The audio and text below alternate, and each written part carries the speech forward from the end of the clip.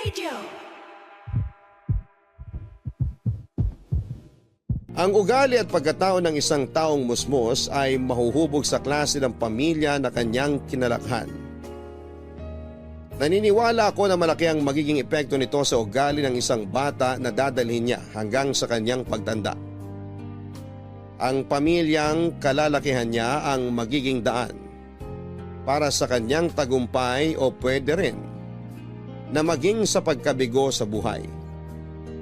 Dahil wala siyang sinuman na aasahang pwedeng umalalay sa kanya kung hindi ang mga tao na kinikilala niyang pamilya.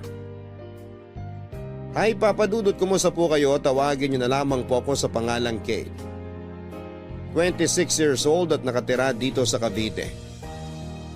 Nagtatrabaho ako ngayon bilang supervisor sa isang coffee shop at isa nga pala akong single mom. Mahirap maging single mom. Pero masaya ako sa buhay ko. Lalo na at nakikita kong lumalaki na mabait at malambing na bata ang anak kong si Sia. Hayaan niyo palang simulan ko ang kwento ng buhay ko sa kinalakhan kong pamilya, Papa Dudut. Dalawa lang kaming magkapatid ni Ate Sharon, housewife si Mommy at nagtatrabaho sa Dubai si Daddy. Masasabi ko na nakagagaan kami sa buhay dahil maganda ang 2-story house namin. May garden kami na maraming iba't ibang halaman. Grahe na kasyang 2 sasakyan at nakapagtapos kami ni Ate Sharon sa mga kilalang private high school sa Mandaluyong. Siyempre sa sikat na university sa lugar namin kami in-enroll ni Mommy para makapag-aral ng college noon, Papa Dudut.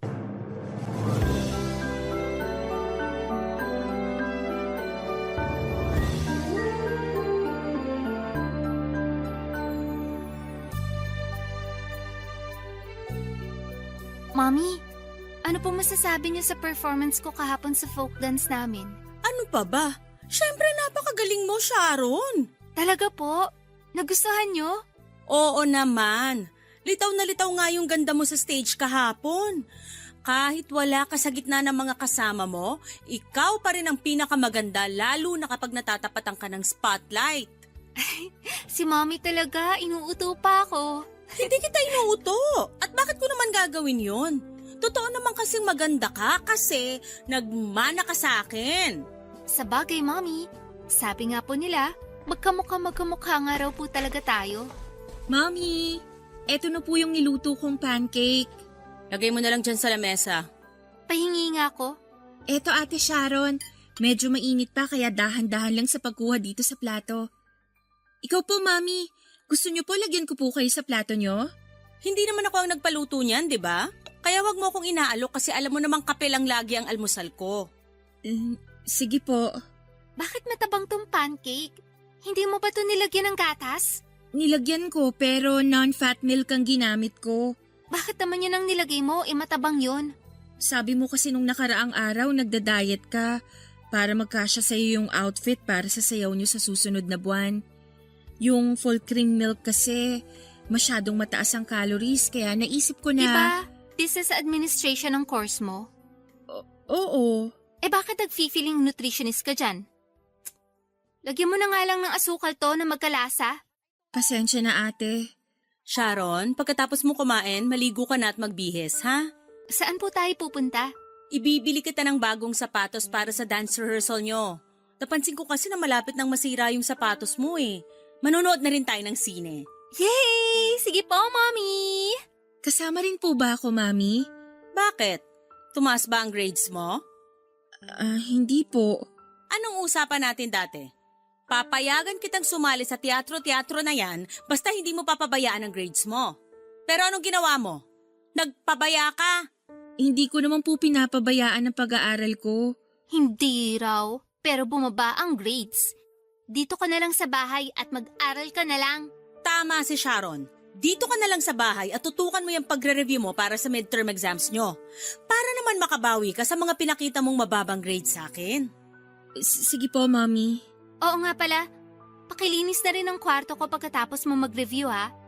Palitan mo na rin yung bedsheet doon kasi nadudumihan na ako. Hoy Kate! Kinakausap ka ng kapatid mo. Bakit ba hindi ka sumasagot dyan? Masama ba ang loob mo na hindi kita isasama sa mall mamaya? Hindi po. Ayos lang po sa akin. Kasi alam ko naman po na kailangan ko rin talagang mag-aral. Ako nang bahalang maglinis ng kwarto mo, Ate Sharon. Papalitan ko na rin yung mga pillowcase kasabay ng pagpapalit ko ng bedsheet mo.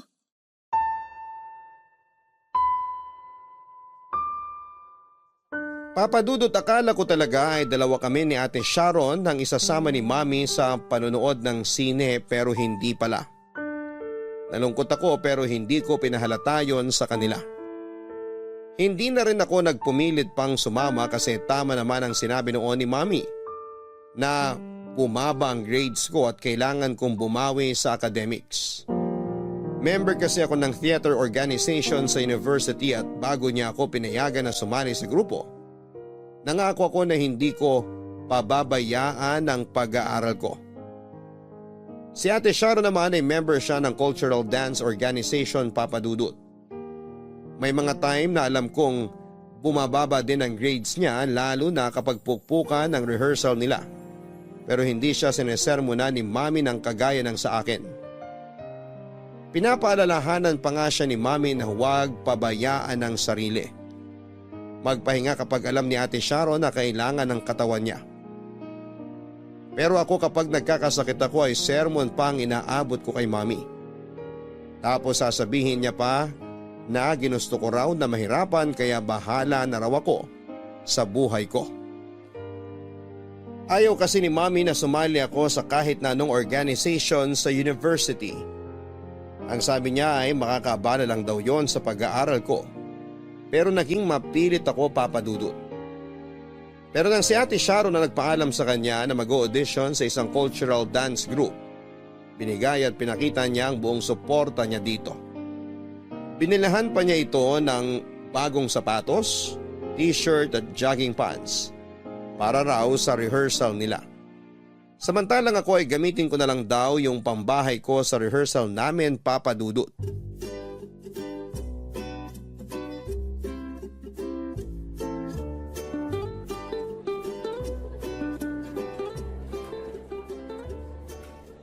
Nood po kayo ng stage play namin. Mura lang po ang ticket. Bago po ang stage play namin mamaya, hindi nyo pa po napapanood kaya bili na po kayo ng ticket namin.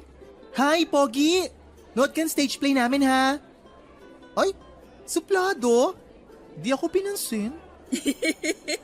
Ikaw naman kasi, puro lalaking tinatawag mo na estudyante. Magtawag ka rin naman ng mga babae. Aba, syempre. Bibida mamaya ang beauty ko sa stage kaya gusto ko maraming boylet ang manood. Sira, mamaya magtaka si na direk kung bakit walang masyadong nanunood kasi namimili ka ng tatawagin para bumili ng ticket. Wait ka lang, maraming manonood mamaya, believe me. Paano mo naman nasabi? Hindi ko lang basta nasabi, alam ko. Kasi kinuntsaba ko na yung mga kaklase ko sa isang subject namin. Ako ang magiging representative nila sa Mr. University basta manonood silang lahat ng stage play natin. Teka, ikaw? Lalaban ng Mr. University? Seryoso ba yan? Oo, seryosong seryoso na. Eh wala kasi akong choice, 3 lang kaming lalaki sa klase namin. Yung 2 mas mahaba pa ang buhok sa akin, tapos mas babae pa sa akin magsalita. Kaya mas lalong wala silang pag-asa manalo.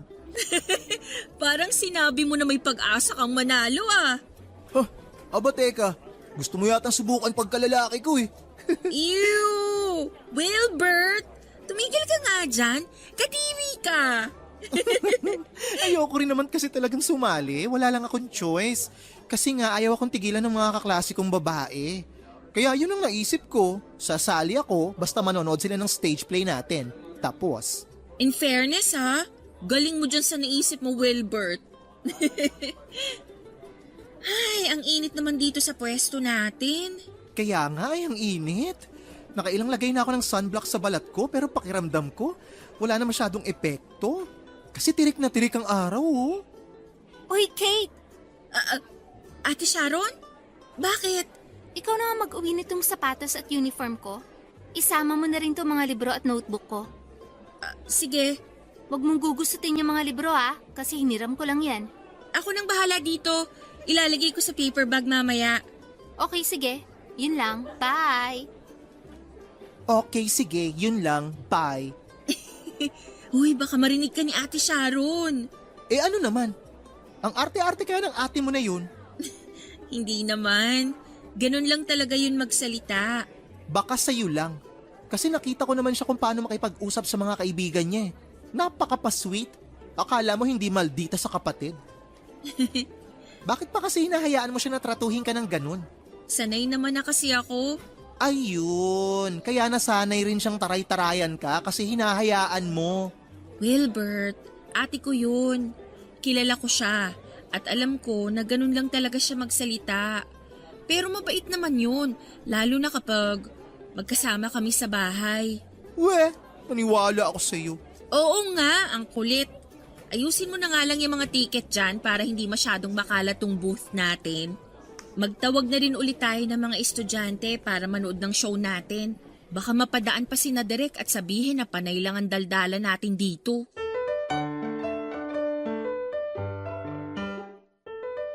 Papadudot mula sa bahay hanggang eskwelahan. Isa lang ang paraan ng pagtrato sa akin ni Ate Sharon. Kahit pa sa harap ng mga kaibigan niya o mga kaibigan ko. Actually, pareho nga sila ni Mami kung paano nila ako kausapin. Nasanay na lang din siguro ako kasi nakalakhan ko na lang din. Alala ko nga noong first time ko na umarte noon sa stage para sa play namin. Excited ako sobra. Yun kasi ang kauna-unahang pagkakataon na nagkaroon ako ng role sa play. Sinabi ko yun kay Mami at Ate Sharon. Ang sabi nila ay susubukan daw nila na pumunta. Sa backstage pa lang ay sumisilip na ako sa audience area kung nandun na nga ba sina Mami at Ate Sharon papadudot. Alam ko kasi na wala ng klase si Ate Sharon at wala namang ibang lakad si Mami pero mula nang magsimula ang stage play, umarte ako at matapos ang buong show. Hindi dumating sina Mami at Ate Sharon. Masaya ako na malungkot ng gabi na yon. Masaya kasi successful ang first ever major production ng grupo namin. Malungkot kasi hindi dumating ang mga tao na inaasahan kong magpapakita ng suporta nila sa bagay na gusto kong gawin. Pero sa huli ay naisip ko na ano pa ba namang aasahan ko sa mga tao na hindi ko naman talaga tunay na pamilya, papadudot. Papadudot na sa second year high school ako nang malaman ko ang totoo na hindi pala ako anak ni Mami. Nasa sala sina Mami kasama si Ninang Sonia at nagkukwentuhan sila doon. Nasa kusina naman ako at nagliligpit ng mga pinagkainan namin.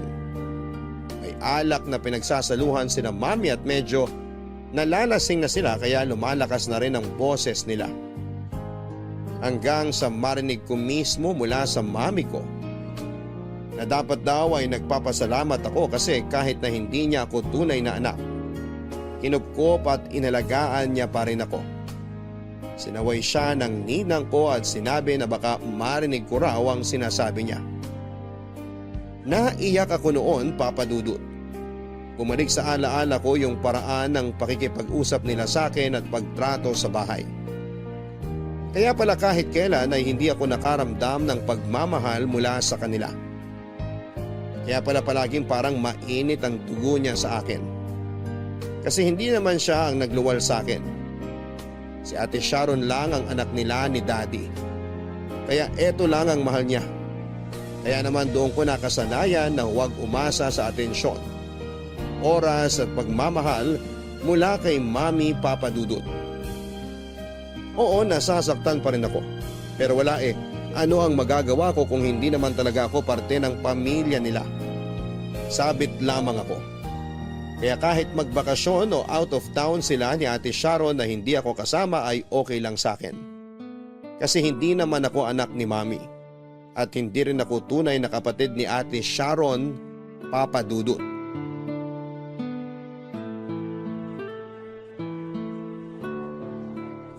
Oy, kuha lang kayo ng alak sa ref ha. Marami pa doon, tsaka meron din sa cooler, tinan nyo. Naku, hindi kayo mauubusan. Ay, nga pala guys, bukod sa mga pulutan natin sa kusina, umorder pa ako ng extra. Ha? Enjoy lang kayo. Balik ako ha, wait lang.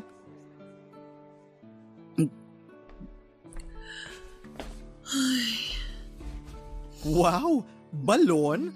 Ang lalim ng buntong hininga natin ah. Oh, ito pang alak tsaka minudo para tumigil ka na sa kabubuntong hininga mo. Thank you. Grabe ka. Saglit lang ako nawala para mag-asikaso ng ibang bisita sa loob ng bahay. Tapos paglabas ko ulit dito sa'yo, nakatatlong bote ka na agad. Ano yan? Maliit lang naman na bote ng alak yan kaya mabilis lang ubusin. Oo, maliit nga. Pero hinay-hinay pa rin. Kasi alam naman natin pareho na hindi ka sanay uminom. Minsan lang to kaya pagbigyan mo na ako. Ay, sige na nga. Ngayon ka lang din naman nakasama sa birthday celebration ko. At ang sabi mo pa ha, pwede ka hanggang umaga dito sa bahay namin. 'Di ba? Oo. Wala naman kasi akong kasama sa bahay. Naka-out of town sina Mami at Ate Sharon.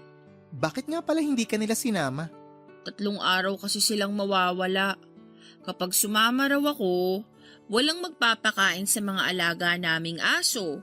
Kaya pinaiwan na lang nila ako. Okay lang naman sa akin kasi sakto nga sa birthday celebration mo ngayon.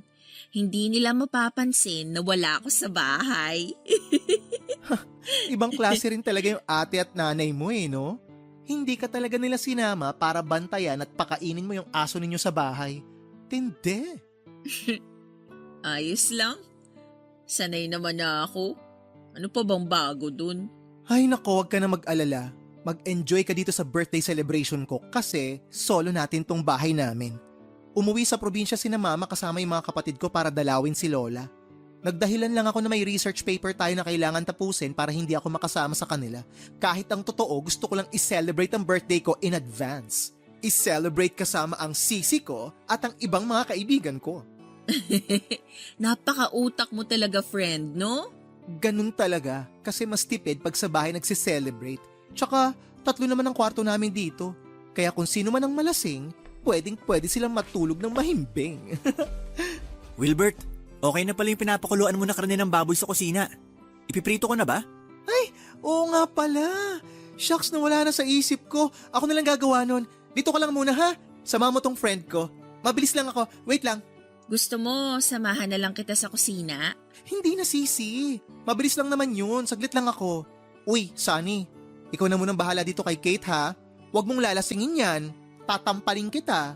Sinasabi ko sa'yo malalagot ka sa akin. Sige, ako nang bahala. O siya, prito lang ako sandali. Maiwan ko muna kayo. Paupo ako dito ah. Okay lang? Oo naman. Hindi ko naman pagmamay-ari ang upuan eh. Sige lang. Kate ang pangalan mo, di ba? Ako naman si Sunny, pinsan ni Wilbert. Hindi man lang kasi ako pinakilala ni Wilbert sa'yo bago siya pumasok ng bahay. Akala niya siguro magkakilala lahat ng bisita niya dito sa bahay nila. Siguro nga. Lakas nating uminom ah.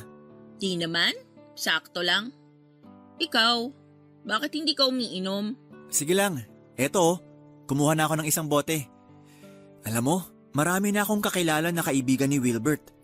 Pero parang ngayon lang kita nakita. Hindi kasi ako madalas na nakakasama sa mga gimmick ni Wilbert. Madalas na nasa bahay lang ako. Bakit? Strict ang parents mo? Hindi. Wala kang pakialam sa akin yung mga yun. Kahit kailan, hindi ko naramdaman na may pamilya ako, lalo na magulang. Mula nang magkaisip ako, pakiramdam ko, mag-isa na lang ako sa mundo na to. Walang magulang, walang kapatid, walang kahit na sinong nagmamahal sa akin. Pero okay lang, sanay naman na ako. Sanay na ako mag-isa. Sorry ah, hindi na dapat yata ako nagtanong. Ayos lang. Okay nga yung ganito. Hindi ako naiilang nakausap ka. Kaya thank you kasi hinahayaan mo akong magsalita at magdrama ngayon. Wala yun. Tara, inom pa tayo.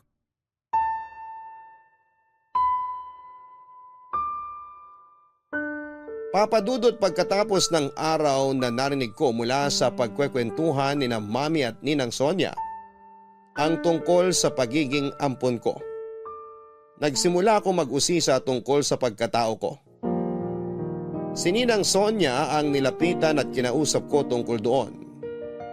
Nung unay ayaw pa niyang magkwento sa akin dahil hindi raw siya ang tamang tao para magsabi sa akin ang totoo. Pero nang maiyak na ako habang nakikiusap sa kanya ay sinabi na niya sa akin noon ang nalalaman niya.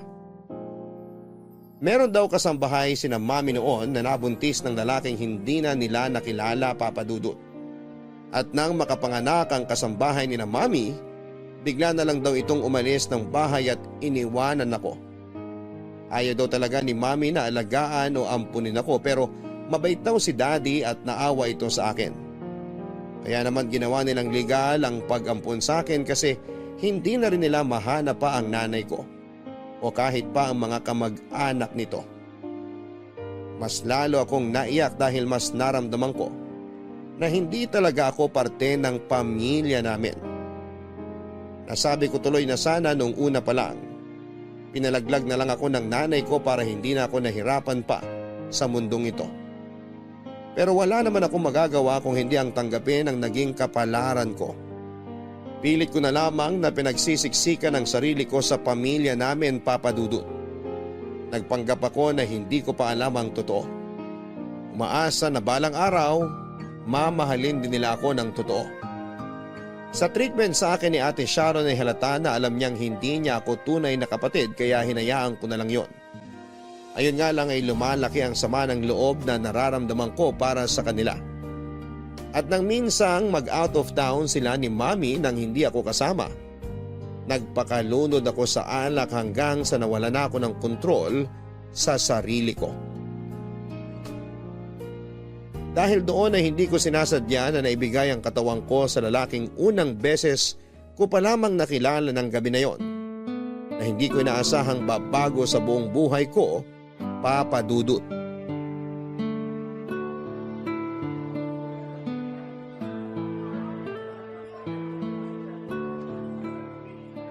Kate, sorry, nalate ako. Okay lang. Medyo kadarating ko lang naman din dito sa coffee shop. Oh, para sa'yo. Ano to? Maha Blanca. Dinala yan ni Sunny sa bahay kagabi, tapos abot ko raw sa'yo. Naku, espesyal yan. Siya raw mismo ang gumawa niyan. Pakisabi, salamat. Bakit hindi na lang ikaw ang magsabi sa kanya niyan? Ikaw mismo magpasalamat. Ha? Bakit hindi mo siya i-text o kaya tawagan para ikaw mismo magpasalamat sa kanya? Kate, alam ko naman na meron ka ng cellphone number ng pinsan ko. Kinuha niya sa akin dati yung number mo, tapos ang sabi niya, tinetext ka niya pero hindi ka naman daw nagre-reply sa kanya. Bakit kasi binigay mo sa kanya yung number ko? Ang kulit kasi. Ayaw niya akong tigilan. Sorry na, Sisi. Okay lang kasi wala rin naman akong balak na replyan pa siya. Bakit naman wala kang balak na replyan siya? Ayaw mo ba si Sunny? Cute naman siya. Mabait. Masipag. Tapos matulungin pa sa pamilya. Imagine ha, halos siya na ang sumalo ng lahat ng responsibilidad para sa buong pamilya nila. Nagpaka-breadwinner siya kahit hindi pa talaga siya handa. Ginawa niya yon kasi mahal niya ang pamilya niya. Ayun na nga. Kaya hindi kami bagay na dalawa. Paano mo naman nasabi na hindi kayo bagay? Hindi ko naman irereto sa'yo si Sunny kung alam ko na hindi kayo bagay. Ang lakas ng tama ng pinsan ko sa'yo kung alam mo lang. Pagkatapos kanya makilala, mahigit 1 buwan niya akong kinukulit na iset siya ng date sa'yo. Ayoko lang din kasing dumagdag sa mga iisipin niya. Ayokong maging pabigat sa kanya. Ha? Anong maging pabigat sa kanya? Kailan ka ba naging pabigat? Ano sinasabi mo? Matagal na akong pabigat sa sarili ko, Wilbert. At ayokong ibigay sa ibang tao ang bigat na nararamdaman ko dahil sa sarili ko. Ang lalim nun ha? Naku, wag mo na nga lang isipin yon. Okay. Pero bakit ka nga pala nakipagkita sa akin ngayon? Alam mo, sa tono ng boses mo kanina nung kausap kita sa telepono, parang medyo kinakabahan ka. Ano bang meron? Ang totoo, may gusto sana kasi akong sabihin sa'yo, Wilbert. Ha? Ano yun? Tungkol ba yan sa pinsan ko? Finally, na-realize mo na rin na type mo siya Buntis tsaka... ako. At si Sunny ang tatay ng pinagbubuntis ko ngayon. Ano? Teka, paano nangyari yun? Nirereto ko pa lang siya sa'yo, tapos buntis ka na agad?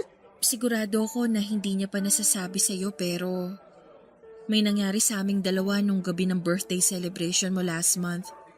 Nauna kang malasing sa amin noon kaya nauna ka ring nakatulog.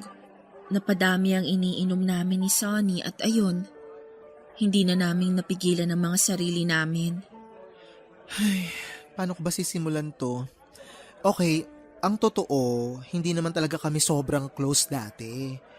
Feeling ko, nagsimula lang na maging close kami at maging malapit siya sa akin nung nakilala ka niya. Tapos, nagulat na lang ako na bigla niya na akong kinukulit na ireto ko siya sa'yo. Pero dahil kilala ko naman siya bilang mabait na pinsan, wala na akong nagawa, kinulit na rin kita na makipag-date sa kanya. Hindi ko naman alam na may nangyari na pala sa inyong dalawa. So ano bang plano mo ngayon? Hindi ko alam pero ayoko sanang malaman niyang tungkol dito eh. Ha? Hindi naman pwedeng hindi niya malaman yan. Anak niya yung pinagbubuntis mo. Wilbert, please. Sinabi ko sa'yo to kasi malaki ang tiwala ko sa'yo. Ayoko malaman to ni Sunny. Ayokong dumagdag sa mga problema niya sa buhay. Ay, ano nga ang plano mo ngayon? Sa totoo lang, hindi ko alam. Basta ang gusto ko lang, maitago to lahat sa pinsan mo. Ayokong malaman niya na magkakaroon kami ng anak.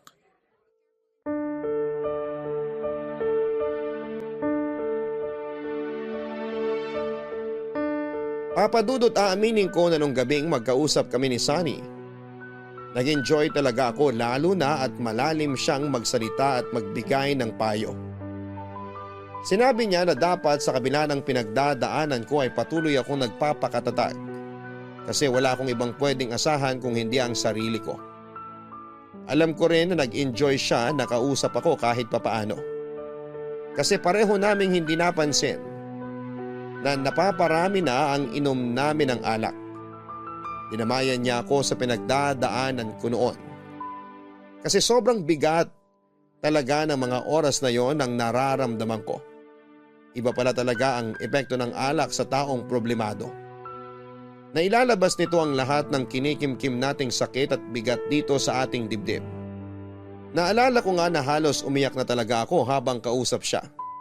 At nang medyo nahimasmasan ako ay nagpasalamat ako sa kanya. Nagpasalamat ako kasi nakinig siya sa lahat ng kadramahan ko sa buhay, Papa Dudut. At muli kaming nagpatuloy sa kwentuhan at inuman na nauwi na nga sa pagsasalo ng init ng aming mga katawan. Yun ang unang pagkakataon na naibigay ko ang sarili ko sa isang lalaki. Siguro kasi attracted na rin ako kay Sunny. Bukod sa masaya ako sa naging pag-uusap namin, gwapo rin siya, matangkad, moreno at maganda ang ngiti dahil sa maputi niyang mga ngipin. May pagkasuplada pa naman ako pero hindi ko nagawang supladahan ang pagiging friendly niya dahil attracted na kaagad ako sa kanya noon, Papa Dudut. Papa Dudut, na kwento rin sa akin noon ni Sunny na panganay siya sa kanilang 4 na magkakapatid.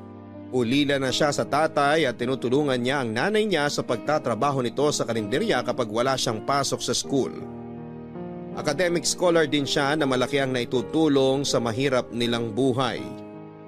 Pangarap niya makapagtapos ng pag-aaral at marami siyang plano para sa pamilya niya. Isa na nga doon ay ang may ahon sa hirap ang buhay nila. At yun ang dahilan kung bakit ayokong ipaalam sa kanya ang tungkol sa ipinagbubuntis ko noon, Papa Dudut. Hindi ko kayang sirain ang mga pangarap niya. Nang magising nga ako sa tabi niya na walang saplot sa mga katawan namin, agad ako nagbihis at umalis nang hindi nagpapaalam sa kanya. Kinuha niya ang number ko kay Wilbert at palagi siyang tumatawag at nagtitext sa akin. Nang magpakilala pa lang siya sa text ay hindi ko na kaagad siya nireplyan. Oo, gusto ko siya pero alam ko na hindi ako ang babaeng bagay para sa kanya. Kaya nakiusap din ako kay Wilbert na huwag sabihin sa pinsan niya ang tungkol sa ipinagbubuntis ko, Papa Dudut.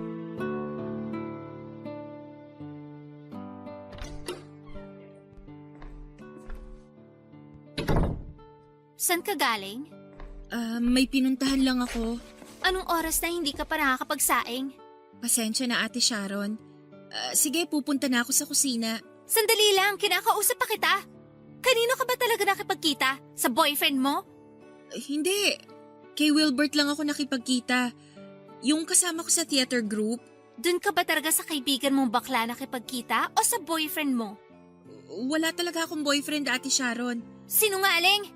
Teka nga, ano ba kasing problema mo? Bakit ang init ng ulo mo sa akin ngayon? Kasi napakasinungaling mo. Bakit naman ako magsisinungaling sa'yo? Ano bang dapat kong itago ha? Wala naman ate. Kaya pwede ba tigilan mo na ako? Ano ba nangyayari dito? Kate, bakit mo sinisigawan ang ate mo? Si ate po kasi, ang init ng ulo sa akin. Na-late lang naman po ako ng konti ng uwi eh. Mommy, buntis si Kate. Ate! Anong sabi mo? Buntis si Kate? Opo. May nakita akong 2 pregnancy test kit sa kwarto niya at parehong positive ang resulta. Tapos tinatanong ko siya kanina kung nakipagkita siya sa boyfriend niya. Pero ang sabi niya wala daw siyang boyfriend. Paano naman siya mabubuntis kung wala siyang boyfriend? Napakasinungaling. Ate! Hayaan mo muna kasi ako magpaliwanag. Kate, totoo ba ang sinasabi ni Sharon? Buntis ka nga ba talaga? Mami! Sagutin mo ang tanong ko! Buntis ka ba, Kate? Opo. Opo, Mami. Sorry po. Napakalandi mo, Kate! Hindi mo man lang inisip ang perang ginagastos mo para sa'yo! Tapos sasabihin pa niya na wala siyang boyfriend? Sinungaling na, malandi pa. Alam mo ba kung magkano ang nagastos namin sa'yo, ha? Kaya mo bang bayaran lahat ng yon? Tapos magpapabuntis ka lang ng maaga? Siguro isa sa mga kateatro mo yung nakabuntis sa'yo, no? Palibhasa, grupo kayo na malalandi. Hindi totoo yan. Mababait ang mga kateatro ko. Huwag mo silang idamay dito. Mababait? Kaya pala nabuntis ka ng isa sa mga yon. Tama na, Ate Sharon. Huwag mo nga silang idamay dito kasi wala silang kinalaman. At huwag mong sisigawan ng anak ko kasi wala kang karapatan, Kate! Sampid ka lang sa bahay na to, kaya matuto kang lumugar, Kate! Oo, alam ko. Matagal ko nang alam na sampid lang ako sa bahay na to. Sa bahay nyo.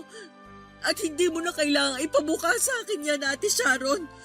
Dahil kahit hindi mo sabihin, ramdam na ramdam ko na basura lang ang paningin nyo sa akin ni Mami. Sumusobra ka na, Kate, ha? Ang sabi ko, huwag mong sinasagot ng ganyan ng kapatid mo. Eh kung palayasin kaya kita sa bahay na to? Hindi nyo na po kailangang gawin yan, Mami. Hindi nyo na po kailangang sabihin yan. Dahil kusa ko nga alis sa bahay na to. Alam ko naman na ito yung matagal nyong gustong mangyari. Ang mawala ng sampid na ampon sa bahay na to. Kaya sige, pagbibigyan ko na kayo. Aalis na ako dito at kahit kailan, hindi na ako magpapakita sa inyo.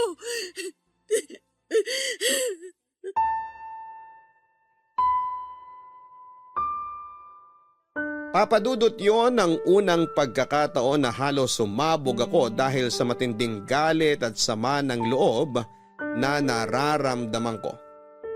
Totoo naman kasi na kahit kailan ay wala akong naramdaman ni konting pagmamahal mula sa kanila.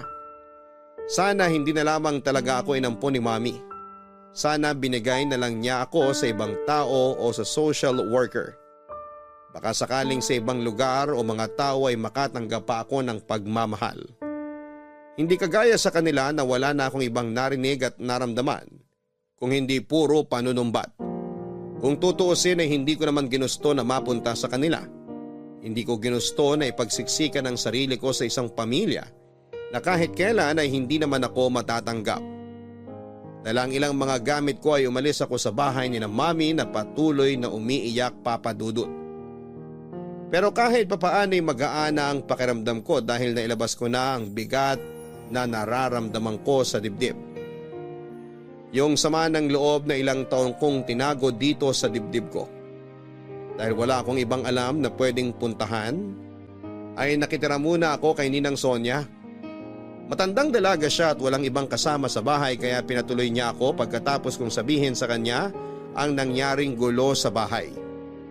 Hindi na ako hinanap pa ni na Mami, Daddy o Ate Sharon papadudot. Wala na rin akong balak na bumalik noon sa bahay nila at muling ipagsiksikan ang sarili ko. Naghanap ako ng trabaho at sa awa ng Diyos ay nakapasok ako sa isang maliit na coffee shop kahit pa buntis ako. Tinulungan din ako ni Ninang Sonia sa ibang gastusin hanggang sa makapanganak na ako. Ilang taon nang lumipas, nagkaroon ng bagong branch sa Cavite ang coffee shop na pinagtatrabahuhan ko. At saktong kapopromote ko lang noon bilang supervisor. Pinadala ako ng branch manager sa bagong bukas na coffee shop.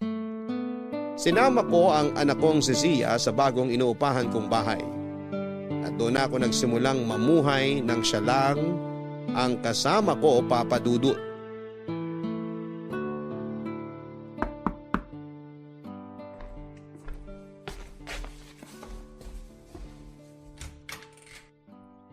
Ate Sharon?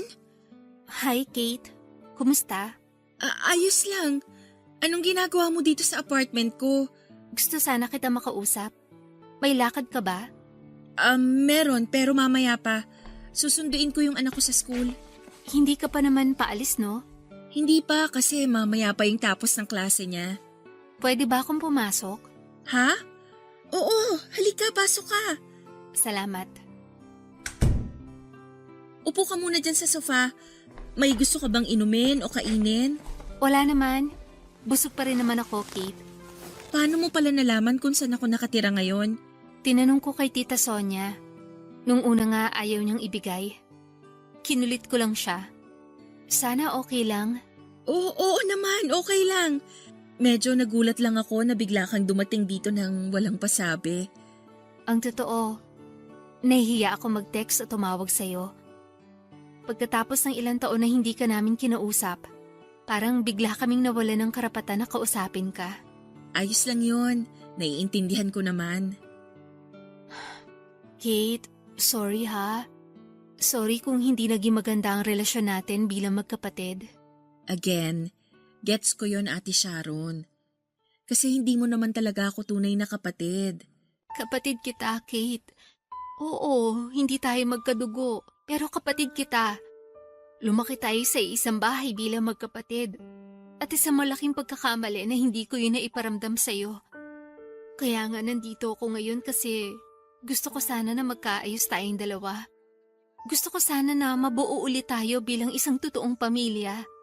Pero paano si Mommy? Alam niya ang tungkol sa pagpunta ko dito. Gusto niya rin na makausap ka para magkaayos kayong dalawa. Gusto niya rin makilala yung apo niya, yung anak mo, Kate. Hindi na galit sa akin si Mommy? Hindi na. Kasi kagaya ko, gusto niya na rin maayos ang pamilya natin. Kung pwede nga lang, dun ka na ulit tumira sa bahay. Para magkakasama na ulit tayo. Para makabawi kami sa'yo at sa anak mo. Grabe, hindi ako makapaniwala. Totoo ba talaga to? O nananaginip lang ako? Hindi ka nananaginip, Kate. Totoong nandito ako sa harap mo ngayon. Eto, hahawakan ko ang kamay mo para mas maramdaman mo ang presensya ko. Nandito ako sa harap mo, Kate. Humihingi ng sorry at nakikipag-ayos sa'yo. Hindi mo na kailangan humingi ng sorry, ate. Kasi sobrang tagal kong pinangarap na mangyari to. Yung hawakan mo yung kamay ko at maging okay tayo bilang magkapatid. Thank you. Thank you kasi pinaramdam mo sa akin na magkapatid pa rin tayo. At salamat din kasi hindi mo pinagdamot ang chance na magkaayos tayong dalawa. Sabi ko hindi ako iiyak eh, pero hindi ko na rin mapigilan. Oo nga pala. Malapit na pala akong ikasal. Hindi ka pwedeng mawala sa araw na yun Kayo ng pamangkin ko. Siyempre naman, darating kami ng anak ko. Hindi pwedeng hindi kami maging parte ng espesyal na araw sa buhay mo, Ate Sharon.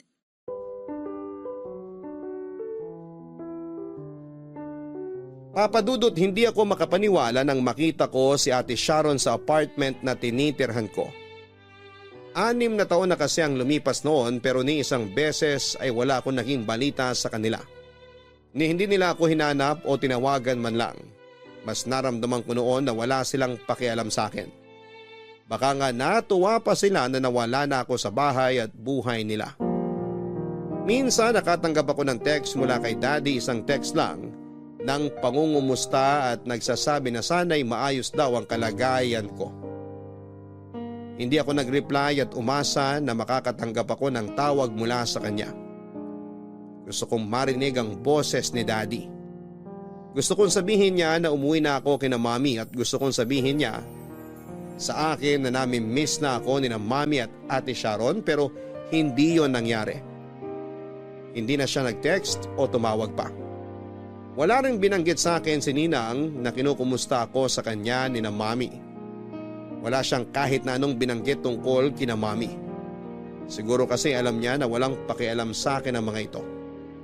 Kaya tumatak sa isipan ko na dapat lang talaga na mawala na ako sa buhay nila. Para sa peace of mind naming lahat, hindi na ako aasa na magiging parte pa ako ng pamilya nila, Papa Dudut.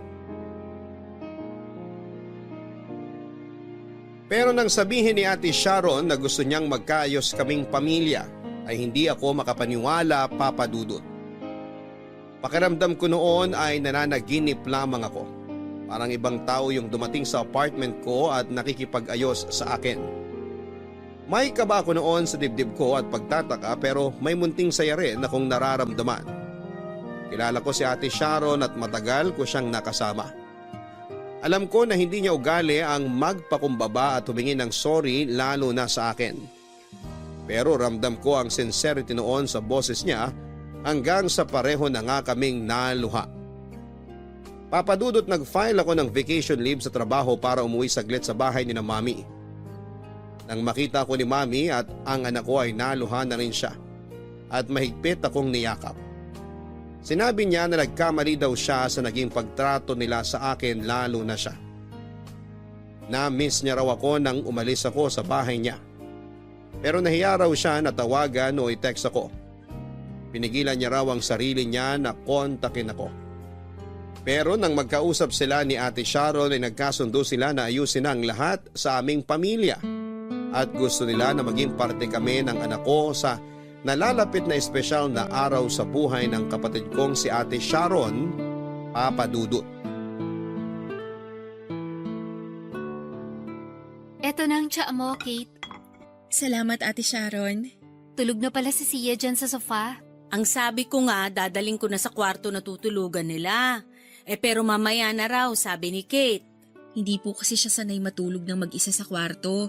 Kapag nagising po siya, gusto niya kasama niya akong matutulog.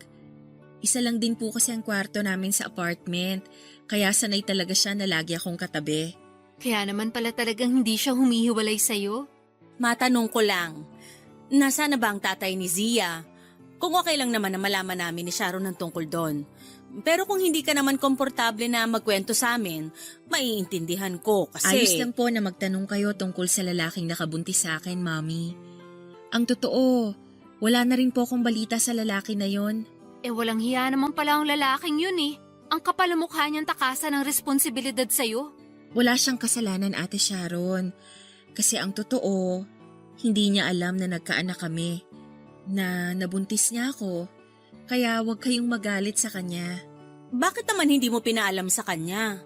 Ayoko po kasing magulong buhay niya noon. Kaya sinolo ko na lang ang responsibilidad sa anak ko. Hindi mo man lang ba siya hinana para ipaalam sa kanya na may anak kayo? Hindi na kasi sa tingin ko naman, maayos na ang buhay niya ngayon. Saka wala rin naman akong ibang paraan para mahanap siya kasi wala akong social media account eh. Dini-activate ko na lahat para makapag-focus ako sa trabaho at sa pag-aalaga ng anak ko. Huwag kang mag-alala. Mula ngayon, maaasahan mo na kami ni Sharon pagdating sa pag-aalaga ng anak mo. Tama si Mommy. Ituturing kong anak yang si Sia habang wala pa kaming anak ng fiancé ko. Alam mo, Kate, excited na nga ako makilala mo siya eh. Kasi pakiramdam ko magkakasundo kayong dalawa. Oh, ayan na pala siya. Love! Hi, love. Sorry, ngayon lang ako. Ang dami kasi naming tinapos na trabaho sa opisina. Ayos lang. Kumain ka na ba? Oo, tapos na. Kasi alam kong hindi na ako aabot sa dinner nyo. Oo, gising pa naman ang kapatid ko pero tulog na ang anak niya. Love, si Kate, kapatid ko. Kate, si Sunny, fiancé ko. Kate? Magkakilala kayo? Hindi. Ngayon lang kami nagkakilala. Nice to meet you, Sunny. Nice to meet you din, Kate. Anak mo yung bata na natutulog sa sofa? Oo, si Sia. Medyo napagod sa biyahe namin kaya pagkatapos ng dinner, nakatulog ka agad dito. Nasaan ang asawa mo? Naku, wala pang asawa yung kapatid ko. Anak niya sa pagkadalaga si Sia. Pero hindi niya pala pinaalam sa lalaki na may anak sila. Kaya yan, sinolo niya yung responsibilidad. Ang tapang ng kapatid ko, no? Uy, hindi naman. Grabe ka. Siguro, bubuhatin ko na si Sia para makapagpahinga na kami sa kwarto. Salamat sa tsaa, Ate Sharon. Nice to meet you ulit, Sonny.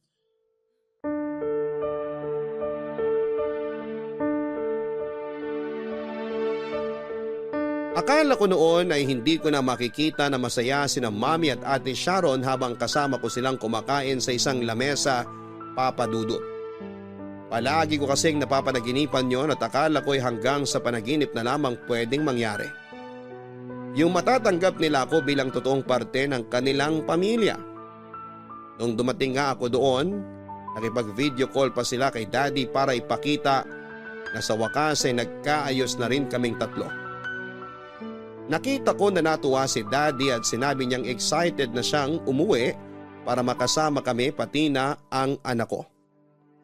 Habang aliw na aliw ang anak ko, sa pakikipaglaro kay Ate Sharon ay tinulungan ko naman sa pagluluto si Mami, Papa Dudut. Doon kami mas nakapagkwentuhan. Sinabi niya na ganun daw siguro kapag tumatanda na, mas nare-realize nila ang mga pagkakamaling nagagawa nila. 3 years ago raw kasi noon, na-diagnose siya na may cyst sa ovary. Nagamot naman daw kaagad pero munti ka nang mauwi sa cancer. Natakot din daw talaga siya noon lalo na nang marinig niyang muntik na siyang magkaroon ng cancer. Pagkatapos matanggal ng cyst sa ovary niya, sinabi sa kanya ni Ate Sharon na magpapakasal na ito kay Sunny. Doon naisip ni Mami na oras na para mas ayusin nila ang buhay nila. Kaya gusto na rin nilang maayos ang relasyon namin bilang isang pamilya. Papa Dudut, excited na si Ate Sharon noon na ipakilala sa akin ang fiancé niya. Hindi niya raw kasi ako nakukwento dito kaya sigurado raw siya na magugulat ito. Pero ako yata ang mas nagulat nang makita ko ang fiancé niya. Pinilit ko na lamang nang umiti at hindi ipahalata ang pagkagulat ko sa kanilang lahat. Pero medyo namutla din ang fiancé ni Ate Sharon na si Sunny lalo na nang mapatingin sa anak kong si Sia. Hindi na siya nagsalita noon at alam ko kung ano ang bagay na tumatakbo sa isip niya noon. Bagay na sigurado kung hindi ko nagugustuhin na marinig pa, Papa Dudut.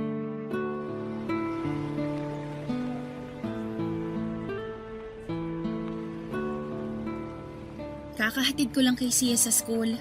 Eto, paalis na rin ako kasi may trabaho pa ako. Okay, sige. Basta next week dapat nandito ulit kayo sa bahay, ah. Anong meron next week? Magsusukat na kasi ng gown para sa kasal namin ni Sunny. Dapat nandito kayo ni Sia para masukatan din kayo ng isusuot nyo. May dress naman ako sa apartment. Meron din si Sia. Yun na lang ang isusuot namin kasi pang semi-formal din naman ang dress na yon. Hindi pwede, Kate. Ikaw ang maid of honor ko. At si Sia naman ang flower girl sa kasal namin.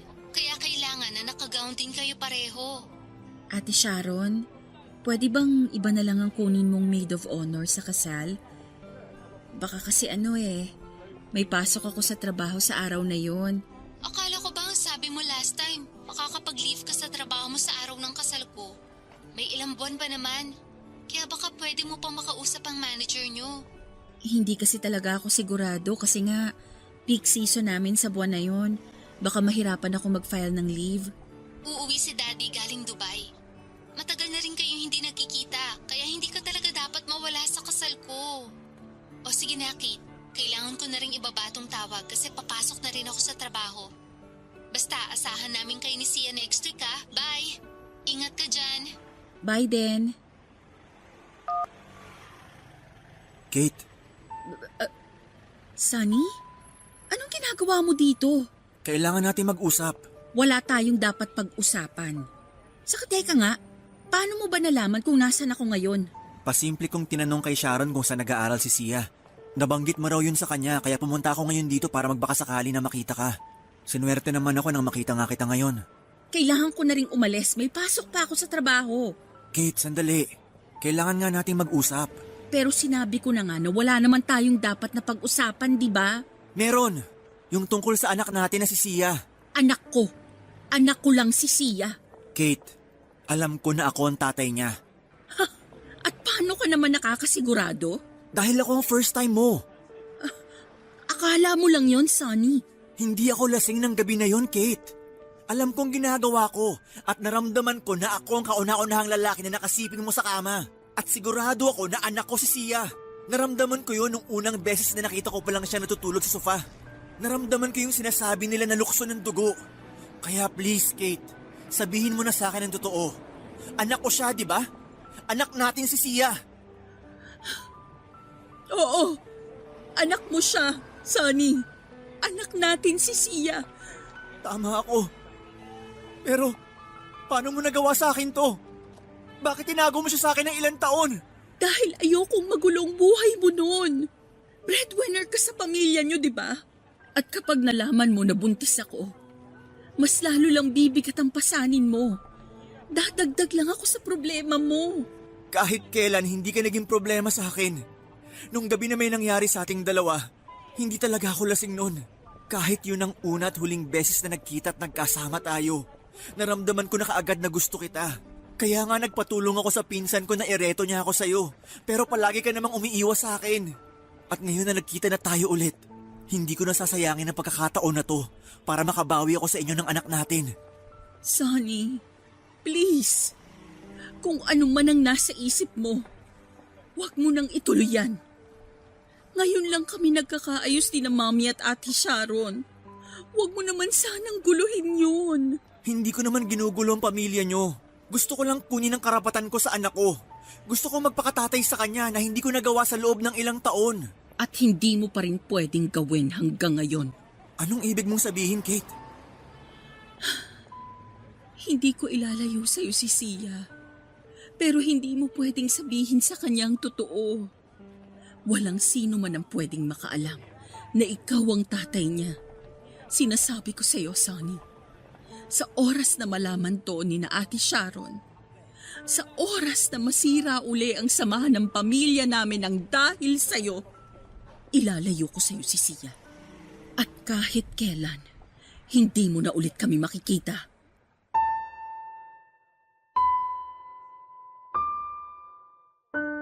Papadudod pagkatapos ng dinner namin sa bahay ni na Mami, umalis na rin kami ni Zia kinabukasan noon. Nangako naman ako kay Ate Sharon na hindi ako mawawala sa kasal niya. Hindi ko palalampasin ang espesyal na araw sa buhay niya. At nang makauwi kami ni Zia sa apartment, naiyak at napatanong na lamang ako noon. Bakit ganon? Bakit parang napakasaklap at napakaliit ng mundo para sa amin? Bakit parang napakalupit ng panahon para sa akin? Gaano ba ako naging makasalanan para parusahan ng ganito? Bakit naiipit ako sa ganitong klase ng sitwasyon? Pero hindi ko inaasahan ang sumunod na mangyayari noon, Papa Dudut. Ang pagpunta ni Sunny para kausapin ako. Oo, mahal ko pa rin siya at hindi yun nagbabago, lalo na nang isilang ko ang anak namin. Nagkaroon na ako ng espesyal na pagtingin talaga para sa kanya. Pero hindi yun dahilan para saktan ko ang kapatid ko na si Ate Sharon. Napakatagal kong hiniling na sana'y mahalin nila ako ni na Mami, na sana'y tanggapin nila ako bilang totoong parte ng pamilya. Kaya hindi ko kakayanin na itapo na lamang yon para lamang sa pansarili kong kaligayahan.